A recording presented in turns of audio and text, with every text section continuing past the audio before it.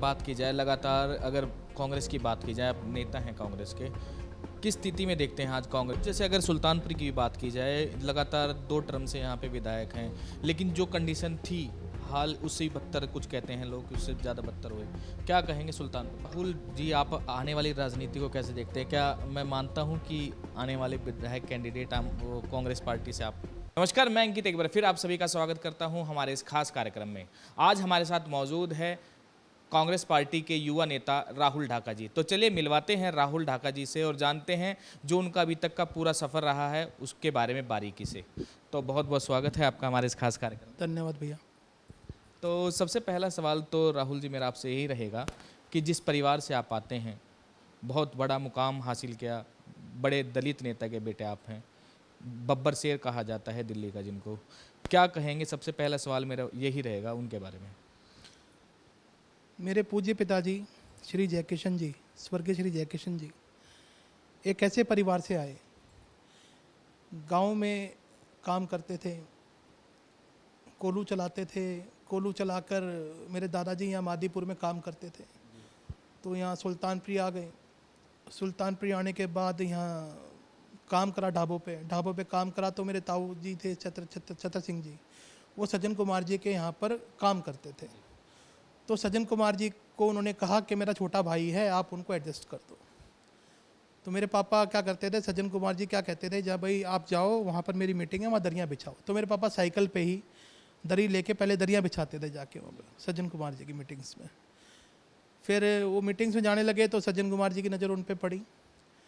तो उनकी नज़र पड़ी तो उन्होंने देखा कि एक लड़का एक गाँव से आया है और बहुत मेहनती है और गरीब घर का लड़का है, लेकिन कुछ मांगता नहीं है, सिर्फ पार्टी के लिए डिवोटेड है। तो उन्होंने मेरे फादर को चांस दिया। 93 में एमएलए का टिकट दिया, 93 में वो चुनाव जीत कर आए। उस टाइम पे बीजेपी की सरकार होती थी। उस टाइम कुछ ही विधायक कांग्रेस के जीते थे, लेकिन उन्होंने दलितों की आवाज़ बहुत उठाई। विधानसभा में छोटा सा, मेरे को याद है आज भी, चरतीलाल गोयल जी विधानसभा अध्यक्ष होते थे और ये मदनलाल खुराना जी सीएम थे। मैं 5वीं कक्षा में पढ़ता था, तो मैं पापा से कहने लगा, पापा मैं भी आज चलूँगा आपके साथ विधानसभा देखने, क्योंकि मेरे को बोला चल तू मेरे साथ। तो वहाँ पर लेफ्टिनेंट गवर्नर गैलरी होती है, तो मेरे फादर ने वहाँ पर दलितों की काफ़ी आवाज़ उठाई, सुल्तानपुर के मुद्दे काफ़ी उठाए, जैसे गरीब झुग्गी झोपड़ी के लोग हैं, कैसे दयनीय स्थिति में जी रहे हैं, पानी की व्यवस्था नहीं थी, बिजली की व्यवस्था नहीं थी। आज तो एनडीपीएल आ गया, पहले डेसू होता था। तो मेरे फादर साहब क्या करते थे, लाइट चली आती थी तो उस टाइम मोबाइल भी नहीं होता था अंकुर, तो एक लैंडलाइन होता था, तो रात को फ़ोन आता था। तो हमें याद है कि हमारी माताजी गली के बाहर खाट बिछा के सारी लेडीज़ बैठ के तो बीजना करती थी हमारे ऊपर। मेरे पापा के पास स्कूटर होता था, एक किक मार के सीधा अब बिजली दफ्तर पे खड़े होकर रात को पूरी लाइट चालू करानी सुल्तानपुर की, फिर सुबह 4 बजे आना, 2 घंटे सोना, 2 घंटे सो के फिर सुबह उठ जाना और सुबह फिर लोगों की सेवा में लग जाना। तो वो आदमी एक आंदोलन था, उसका मुकाबला ना कोई कर सकता। मैं ये कहता हूँ, ना राहुल जयकिशन बन सकता, ना वरुण जयकिशन बन सकता। जयकिशन कोई नहीं बन, जयकिशन सिर्फ एक बारी धरती पे आया था और गरीबों का मसीहा था, जिसने गरीबों को रोजगार दिया। 25,000 नौकरियां ऑन रिकॉर्ड 22 सालों में उसने दी, किसी का एक चवन्नी नहीं खाई। लेकिन लास्ट मोमेंट तक जाते जाते भी मेरे को याद है, मेरे पिताजी और मैं C7 की मीटिंग में थे, मैंने झोली पसार के अपने बाप की उम्र मांगी। मैंने कहा मेरे पापा की 10 साल उम्र बढ़ा दो। चलो कोई बात नहीं, जनता का फैसला सर आंखों पर, लेकिन उस आदमी ने मरते दम तक कांग्रेस को नहीं छोड़ा और वो ना गए छोड़ के। जी ठीक कहा, लास्ट आखिरी दम तक उन्होंने जनता की सेवा की। तो मोटिवेशन मिलती है, कोई उनका ऐसा किस्सा याद आता हो जो आपको पिंच करता हो कि मुझे भी दलितों के लिए, समाज के लिए काम करना है? हाँ, मेरे को याद है कि एक बार मिर्चपुर कांड होया था हरियाणा में। हमारे दलित समाज के, वाल्मीकि समाज के लोग थे वहाँ पर, कुछ बड़ी जाति के लोगों ने उनके घर चला दिए थे। तो मेरे पिताजी ने सीधा, भूपेंद्र सिंह हुड्डा साहब सीएम थे हरियाणा के, मेरे पिताजी हरियाणा गए, हुड्डा साहब से जाके बात करी कि जी ये गलत हो रहा है, ये दलित लोग हैं, हम इनसे वोट ले लेते हैं, लेकिन इनका अधिकार तो ना छीना जाए। तो मेरे पापा ने सोनिया जी से भी कहा, सोनिया जी ने फिर हुड्डा साहब को कहा कि भाई ये दलित समाज के लोग हैं, इनको रहने के लिए घर दिए जाए, सबको रोजगार, सबको नौकरियाँ दिलाई, सबको रहने को मकान दिलाए। मेरे पिताजी ने ये काम किया उनके लिए। तो राहुल जी, जैसे लगातार आप भी जुड़े रहे हैं राजनीति से, सफ़र की शुरुआत कहाँ से हुई? क्योंकि आपको तो विरासत में चीज़ें काफ़ी मिली हैं, उसके बाद आपका भी अलग मुकाम है पूरा, जैसे भारतीय कांग्रेस में कहें, आपने कहाँ से शुरुआत की और कहाँ अभी किस पद पे हैं? मैं सन 2002 में मैंने 12वीं पास करी। 12वीं पास करके मैं दिल्ली यूनिवर्सिटी के नॉर्थ कैंपस में कॉलेज है खालसा मॉर्निंग, मैं वहाँ से पास आउट हूँ। तो मैं थोड़ा थोड़ा शिक्षा के बारे में भी बताएं, क्योंकि लोग काफ़ी उत्सुक रहते हैं कि शिक्षा कहाँ से की, स्कूलिंग कहाँ से की, उसके बारे में थोड़ा सा, आज पारिवारिक बारे में। मैंने बीए जो करा honours Khalsa morning north campus से किया। मेरा पॉलिटिकल साइंस सब्जेक्ट था, मैं ऑनर्स का स्टूडेंट रहा। और दूसरी बात ये रही कि मैं जब फर्स्ट ईयर में गया तो मुझे ये नहीं पता था कि NSCY AVP होती क्या है। तो हम बच्चे थे, 12वीं पास करके नए नए आए थे, जैसे नए नए बच्चे आए, हम मार्केट में आए तो एक लड़का और एक मित्र था। किस्सा याद हो कि बच्चों ने एक मेरा मित्र था, वो बिहार से था, वो रंजन था उसका नाम, मुझे बोला चल राहुल चलते हैं। वो मुझे गलती से AVP के कार्यालय में ले गया और मैंने देखा वहाँ पर तो बीजेपी का। मैंने कहा भाई ये तो गलत जगह है, मैं तो कांग्रेस का आदमी हूँ। मैंने तो अपने सारे दोस्तों बोला चलो वापस हो लो भैया, अपने कांग्रेस कार्यालय चलेंगे। तो मेरे साथ ऐसा हुआ, धोखे से मैं वहाँ पहुँच गया। लेकिन मैंने अपनी पार्टी को मैंने कहा भाई मैं कट्टर कांग्रेसी हूँ, मैं तो NSY का बंदा हूँ। और मेरी शुरुआत 2003 में मैं NSY का दिल्ली का सेक्रेटरी था। और मैंने कुल टोटल डूसू का जो चुनाव होता है, यूनिवर्सिटी का चुनाव, सारे चुनाव, चाहे अमृता भारी हो, चाहे रागनी नायक हो, चाहे मनीष चौधरी रहा हो, चाहे रोहित चौधरी रहा हो, कपिल नागर रहा हो, ये बड़े बड़े नाम आज आप देखोगे प्रवक्ता बने बैठे हैं, ये मेरे भाई हैं। तो इनके चुनाव में मैंने लड़वाए भी, इनके चुनाव में मैं घूमा भी। लेकिन फ़र्क इतना रहा कि ये आगे निकल के मैं पीछे रह गया। नहीं, ऐसा नहीं कह सकते, आप भी कहीं ना कहीं मुख्य धारा से ही जुड़े हुए हैं। और उसके बाद जैसे शिक्षा की बात करें, और उसके बाद आपने कैसे किया? मैंने उसके बाद MA किया, MA बुद्धिस्ट डिपार्टमेंट में किया मैंने। और मैंने टिकट मांगा डूसू का। तो एक्चुअली हुआ क्या कि ना उस टाइम पे लिंगदो कमेटी आई थी एक। तो पहले क्या होता था कि डूसू कैंडिडेट जो होता था वो 2-3 चुनाव लड़ सकता था। अब क्या था, लिंगदो आने के बाद सिर्फ आप एक चुनाव लड़ सकते हैं। और उसके अकॉर्डिंग ये था कि एक एज क्राइटेरिया भी होता है, जिसकी 12 7 ईयर्स अबव हो जाती है वो चुनाव नहीं लड़ सकता। मेरी 12 7 ईयर्स अबव हो गई थी 2 महीने, तो मैं चुनाव नहीं लड़ पाया। मेरा वो बैड लक था, लेकिन मेरा क्रेज़ बहुत था यूनिवर्सिटी में। मेरे को दोस्त कहते थे, मेरे को कहते थे भाई यार कि राहुल तू बहुत मेहनत करता है लेकिन तू आज तक आ नहीं पाया। मैंने कोई बात नहीं, परमात्मा की माया है। हमें भी याद है जब राहुल जी आपका दौर था, युवा नेता थे आप, और किस तरह आपके पीछे लारा रहता था। पूरी दिल्ली में सबसे ज़्यादा भीड़ इकट्ठा करने वाले स्टूडेंटों में से एक आपको कहा जाता था। क्या जुड़ाव, क्या कारण क्या था आपके जो लोगों से इतना जुड़े रहते थे, युवाओं से? नहीं, कारण ये है कि मैंने कभी भी अपने, चाहे वो मित्र रहा हो, चाहे कोई भी स्टूडेंट रहा हो, मैंने उसको अपना परिवार समझा। अगर उसने मेरे को कोई बात कही तो मैं उसके लिए खड़ा रहा। क्योंकि आपके आशीर्वाद से मेरे पिताजी विधायक रहे, तो उनकी जो थोड़ी बहुत जो समस्याएं थी मैं उनका समाधान कर लेता था। जैसे किसी को पुलिस ने बैठा लिया, किसी NSY के लड़के, तो मैं पापा को फ़ोन कर देता था, नेताजी को, तो नेताजी उनको छुड़वा देते थे। तो इससे थोड़ी बहुत पहचान बनी। और कुछ पुलिस अफसर भी काफ़ी अच्छे थे जो मेरे को यहाँ सुल्तानपुर से रह के गए, वो पहचानते थे। मैंने अंकल रिक्वेस्ट है, बच्चे हैं छोड़ दो, तो वो छोड़ देते थे। इतना प्यार था। अगर वैसे व्यक्तिगत बात की जाए, एक नेता बनने के बाद या कहें एक पार्षद बनने के बाद लोग सोचते हैं कि हम माइग्रेट होकर किसी ऐसी सोसाइटी में जाएं। आप के परिवार से आपके पिताजी थे, 5 बार विधायक रहे, माताजी भी विधायक थी, लेकिन आप वहीं जनता के बीच में, जो आम जनता है उसके बीच में आपने पूरा अपना जीवन उन्होंने बिताया, फिर आप भी वहीं लगातार जनता की सेवा कर रहे हैं। क्या कहेंगे उस तरह के प्रवृत्ति के नेताओं के बारे में? देखिए, मैं कहता हूँ जहाँ से आपको जो जनता आपको सब कुछ देती है उनका साथ नहीं छोड़ना चाहिए। मेरी माताजी और मेरे पिताजी की शादी इसी घर में हुई, मेरा जन्म इसी घर में हुआ, और मेरे पापा ने प्राण भी इसी घर में त्यागे। मेरे को याद है जब मेरे पिताजी आखिरी सांस ले रहे थे, मैंने उन्हें पानी पिलाया तो उन्होंने ऐसे सांस ली। तो मेरे को याद है वो दौर जब मेरी आंखों के आगे आता है तो मैं, क्योंकि बाप जैसी चीज़ नहीं हो सकती, क्योंकि वो मेरा भगवान था। वो डांटते भी थे, प्यार भी करते थे। लेकिन आज सुल्तानपुर अनाथ हो चुकी है। अनाथ किस सेंस में हो चुकी है कि आज झुग्गी झूठ को तोड़ने लोग आते हैं, मकानों को तोड़ने आते हैं। जब मेरे पिताजी जिंदा थे, चाहे विधायक थे चाहे नहीं थे, किसी की इतनी हिम्मत नहीं होती थी कि वो आके किसी की भाई झुग्गी को छेड़ दें, किसी का मकान का छज्जा तोड़ दें। कभी कोई जैसे मकान बनाता था तो कोई MCD वाला पैसे मांगने नहीं आता था, पुलिस वाला पैसे मांगने नहीं। उनको ये खौफ था कि भाई जयकिशन जी आ जाएंगे, क्योंकि उनके पड़ोस थी। लेकिन आज का सिस्टम क्या हो गया, निगम पार्षद पैसे खा रहे हैं। एक लेंटर पैसा सेट कर रखा है, गरीबों पे चोट मारी जा रही है, गरीबों को उजाड़ा जा रहा है। ये वही झुग्गियाँ हैं जिनको आदरणीय सज्जन कुमार जी, जयकिशन जी ने बसाया, और ये आज उजड़ने की कगार पे है।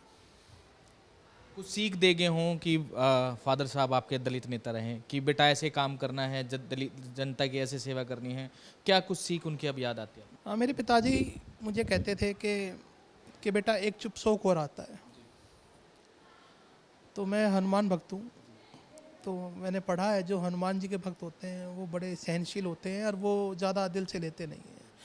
मेरे को आदत हो चुकी है कि जैसे कोई चीज़ मुझे मिलती नहीं है ना, तो मैं समझता चल छोड़ यार, कोई बात नहीं, हैबिचुअल हो चुके हैं इस चीज़ के। लेकिन मेरे पापा मुझे कहते थे बेटा ज़िंदगी में कांग्रेस मत छोड़ना।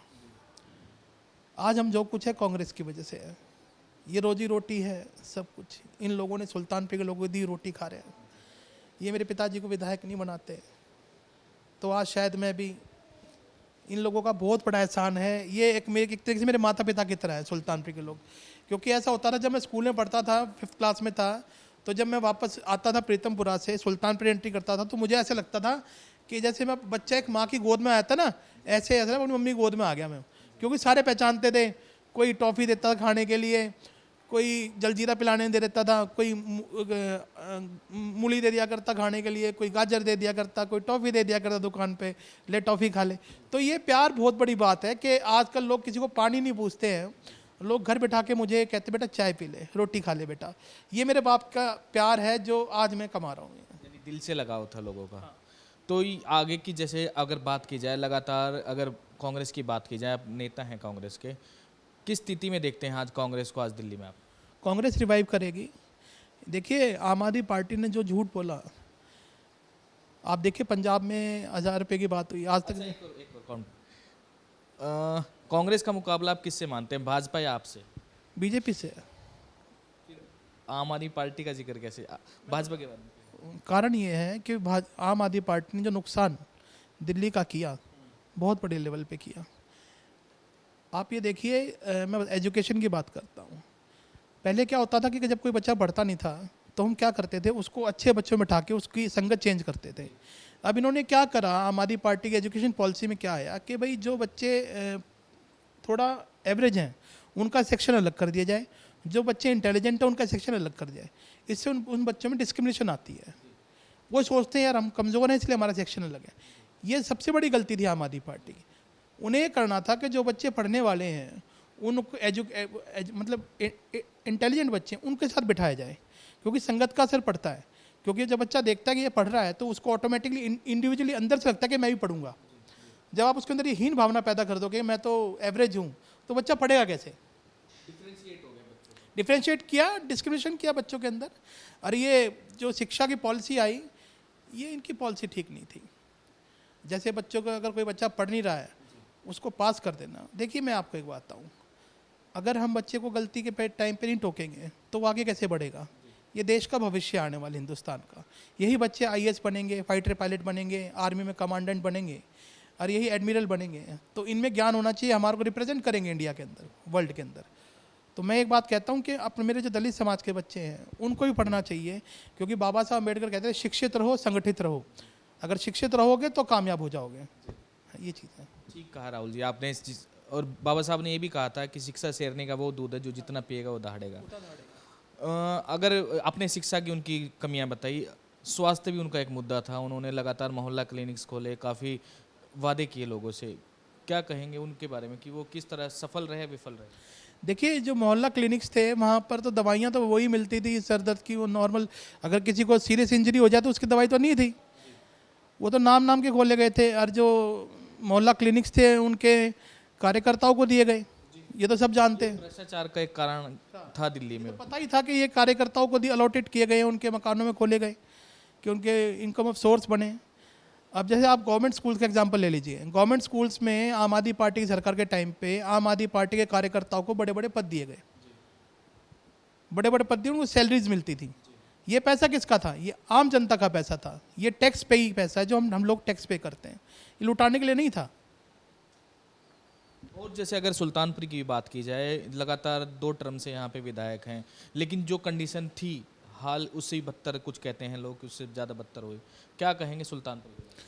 देखिए, विधायक जी हमारे यहाँ पर है, आम आदमी पार्टी से हैं, अहलावत साहब है हमारे यहाँ।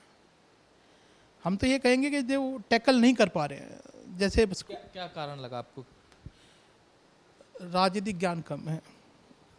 और ज्ञान कौन सा है फिर उनको? राजनीति, देखिए मैं आपको एक बात आता हूँ, जैसे मैंने कहा जिस परिवार में पैदा हुआ, राजनीति मेरे परिवार में ही है। कहते हैं शेर के बच्चे को शिकार नहीं सिखाया जाता। अब वो आए हैं, वो पहले बिजनेसमैन थे, बिजनेसमैन से ऑटोमेटिकली जब वो पॉलिटिक्स में आए तो उसको समझने में समय लगा उनको समझने में भी अभी पूरा वो समझ भी नहीं पाए हैं कि भाई कैसे क्या सिस्टम होता है। लेकिन मैं किसी की इंडिविजुअल बुराई नहीं कर रहा हूँ, मैं एक पॉइंट कह रहा हूँ कि भाई ना राजनीतिक ज्ञान थोड़ा कम है, क्योंकि पॉलिटिक्स जो इस सुल्तानपुर की जो पॉलिटिक्स है, जो लोग चाहते हैं उस चीज़ को खरे नहीं उतर पा रहे हैं। वो लोग चाहते हैं कि 24 घंटे हमारे बीच में विधायक उपलब्ध रहे, कि हम एक फ़ोन करें विधायक वहीं पर आए। जैसे हमारे फादर साहब थे, हमारे फादर साहब को कोई फ़ोन करता था, हमारे फादर का स्कूल में होते थे, बोला मैं 5 मिनट में भी आ रहा हूँ। रात को 2 बजे भी 3 बजे भी सुनवाई घर में। मेरे को याद है कि कभी किसी बच्चे को पुलिस उठा के ले आती थी तो मेरे रात को 2 बजे गेट मैंने खोले नीचे के जाके। टेलीफोन में मेरे फादर कहते राहुल इसका नंबर निकाला SHO साहब का, फ़ोन करके मेरा भाई है, मेरा बेटा, इसको छोड़ दो। छुड़वा के फ़ोन करके पूछते रहे, छोड़ दिया, तब सोते थे। तो लोगों की जो रिक्वायरमेंट है ना एक विधायक से जो होती है वो ये होती है कि वो उनके सुख दुख में हर चीज़ में खड़ा रहे। और विकास कार्यों के बारे में कुछ उनका क्या रहा कि 10 सालों 2 टर्म से वो विधायक हैं, विकास कार्यों के बारे में उनका क्या? देखिए मैं आपको बताता हूँ, हालांकि आप ये देखिए ट्रॉमा सेंटर यहाँ बना हुआ है, अब तक ये कंप्लीट नहीं हुआ है, इसको कंप्लीट होना चाहिए। अरे ये जो यहाँ पर ITI पास हुई है ना ही वो बनी। जब आपने लैंड अलॉट करा दिया तो सरकार को चाहिए कि वहाँ पे बच्चों के लिए एजुकेशन इंस्टीट्यूट बने, कि हमारे बच्चों को दूर ना जाना पड़े, तो हमारे बच्चों को शिक्षा यहीं की यहीं मिले। सुल्तानपुर माजरा में तो इनकी डबल इंजन सरकार है, तीनों पार्षद भी इनके हैं, विधायक भी इनका, क्या कहेंगे इसके बारे में? देखिए ये तो इनकी इंटरनल बातें हैं, तो विधायक जी की और ये काउंसलर साहब की, तो ये आपस में इनके, मैं इनके बीच में क्या बोलूँ। लेकिन मैं तो इन्हीं को ये विकास कार्य के बारे में तो आप बता सकते हैं कि डबल इंजन सरकार, पार्षद इनका, विधायक विकास कहीं नज़र नहीं आया। रोड वैसे के वैसे ही भैया। मेरे फादर कहते थे कि जब वो इलेक्शन हारे कि बोले कि भाई तुम इन रोडों की रिपेयरिंग कर लेना, जो काम मैंने करे इनकी रिपेयरिंग कर लेना, मैं वही मान जाऊँगा। तो वो रिपेयरिंग भी नहीं हो रही है उस चीज़ की, उसकी मेंटेनेंस भी नहीं कर पा रहे हैं। कोई किस्सा याद हो जब आप कुछ याद आए कि भाई मैं बचपन में इस तरह लोगों की सेवा करते मैंने देखा है पिताजी को, कोई ऐसा किस्सा सुल्तानपुर माजरा के लोगों के बारे में याद है? मेरे को याद है मेरे पिताजी स्कूल के बच्चों से, मेरे पापा को बहुत अटैचमेंट थी, छोटे बच्चों से। जैसे राजीव जी का बर्थडे आता था, इंदिरा जी का बर्थडे आता था, तो दौड़ ऑर्गेनाइज करें, सद्भावना दौड़ ऑर्गेनाइज करानी, उनको बैडमिंटन डिस्ट्रीब्यूट करना, उनको क्रिकेट के बैट डिस्ट्रीब्यूट करना, स्पोर्ट्स के आइटम्स डिस्ट्रीब्यूट करना, ताकि वो बच्चे स्पोर्ट्स में मोटिवेट हों। इसलिए कि ये जो गलत संगत सुल्तानपुर में चल रही थी कि बच्चे नशे की लत में लग रहे थे, उससे निकालने के लिए मेरे फादर ने बच्चों को आगे बहुत ज़्यादा मोटिवेट किया। अब मेरे को याद है, अभी मेरे फादर रिसेंटली एक्सपायर हुए, तो मेरा बर्थडे था, पहला ऐसा मेरा जन्मदिन जिसमें मेरे पिताजी मेरे साथ नहीं थे, मैं बहुत रोया। तो मेरे मन में एक बात आई कि मेरे छोटे बच्चों से काफ़ी अटैचमेंट है, जो बच्चे मेरे भाई हैं, मेरे छोटे भाई बहन की तरह। मैं गया, मैंने ज्योमेट्रीज डिस्ट्रीब्यूट करी उनमें, पेंसिल बॉक्स के साथ साथ रबड़ पेंसिल, कि भाई शिक्षा किसी चीज़ दी जाए। मैं चाहता तो कुछ और भी दे सकता था, लेकिन उनको शिक्षा के लिए मोटिवेट करा मैंने अपने जन्मदिन पर। तो राहुल जी, आप आने वाली राजनीति को कैसे देखते हैं? क्या मैं मानता हूं कि आने वाले विधायक कैंडिडेट वो कांग्रेस पार्टी से आप? देखिए ये तो पार्टी डिसाइड करेगी, समय के गर्भ में क्या छिपा है ये ना आप जानते ना मैं जानता। हाँ, मेहनत मैं करूँगा, मेहनत मेरा शुरू से ही उद्देश्य रहा है। मेरी एक आदत रही है कि अगर मैं जब भी फेलियर, एक इंग्लिश में कहावत है, failure doesn't mean that you are a failure. अगर आप कामयाब नहीं होते इसका मतलब आप फेलियर नहीं है, इसका मतलब आप बहुत अच्छी तरक्की, मतलब कुछ ना कुछ भगवान ने अच्छा सोच रखा है। तो मेरे को उस भगवान में विश्वास है कि मैं मेहनत करता रहूँगा, मुझे कोई फ़र्क नहीं पड़ता मैं दोबारा हार जाऊँ, मुझे कोई फ़र्क नहीं पड़ता इस बात से। तो राहुल जी, आखिर में क्या संदेश आप जो जनता देख रहे हैं उनको देना चाहिए? मैं अपने लोगों से एक ही बात कहता हूँ कि मेरा परिवार आपके लिए डिवोटेड है। मेरे पिताजी ने अपना जीवन यहाँ दे दिया, कहीं छोड़ के नहीं गए, यहीं रहते हैं। आप जब भी आते हैं आपकी सुनवाई करते हैं, आपको अपनी माँ की तरह, बहन की तरह मानते हैं। हमने कभी अहंकार नहीं करा। मैं एक बात फिर भी कहना चाहूँगा, जैसे भी आपके हैं, लेकिन एक चीज़ और कहूँगा, मैं पहले भी कहता था, मैं जब चुनाव 2017 में लड़ा युग निगम का, तो कुछ विरोधी दल कहने लगे, मैंने कहा आप मुझे वोटों से हरा सकते हो, आप मुझे मेरी हिम्मत से नहीं हरा सकते। मैं हिम्मत करता रहूँगा, कभी ना कभी तो माँ को प्यार आएगा, कभी ना कभी तो सुल्तानपुर लोगों को मेरी तरफ प्यार आएगा, तरस आएगा कि हाँ ये भी हमारा बेटा है, ये बच्चा हमारे बीच में इतने दिन से घूम रहा है। कोई बात नहीं, माँ मारती है, पिटाई करती है, माँ की मार भी खा लेंगे, हमारी माँ है सुल्तानपुरी, पीट सकती है, डांट सकती है, इनका प्यार है। और हमारे पापा कहते थे कि यही है जो कुछ है, बस यही बात है। तो देखा अपने युवा नेता राहुल ढाका के विचारों के बारे में, किस तरह मजबूती से वो डटे हुए हैं और अपनी जो विरासत है उसको आगे बढ़ाएंगे। इसी तरह हम दूसरे नेताओं से आपको रूबरू कराते रहेंगे। तब तक के लिए देखते रहें हमारे खास कार्यक्रम। धन्यवाद।